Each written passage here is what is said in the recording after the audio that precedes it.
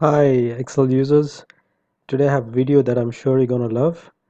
Um, Basically, if you can see, I have some dummy data that's laid out here. I have some celebrity names that I've used, not including mine of course, and what you see is the transaction dates, the days that they've sold some products. Basically they are names of different kinds of chips brands, the units they've sold, the price, and the totals. Now, what I need to do is I need to make a summary, and this is exactly what I've done here. The first table shows you the sales people and the products or the revenue that has been done on each day of the week. Um, in the table below, you can see I've summarized by products, by salespeople, and I've also used conditional formatting in my tables.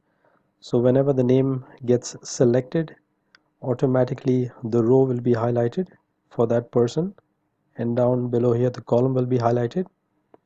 I've used what's called named ranges in Excel. You can see I've used a lot of named ranges here, and I've also included some VBA to make my dashboard out here. So what we can see on this sheet is basically the first chart shows you the products that have been sold for the person that is highlighted here by each day of the week, and when the chart updates or when I click on the name of the person, the chart will update automatically, and the orange bar basically shows you the highest sales of that day of the week. Similarly, on the right hand side you can see the chips brands, the revenue that has been sold, and the same orange bar will highlight for the highest revenue automatically.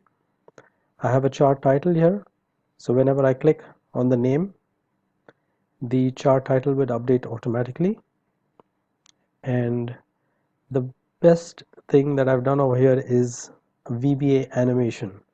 Now you don't get to see these kinds of charts usually, and it's very difficult to make this, but I've done some animation. So if I click on Dwayne Johnson, you can see the chart animating.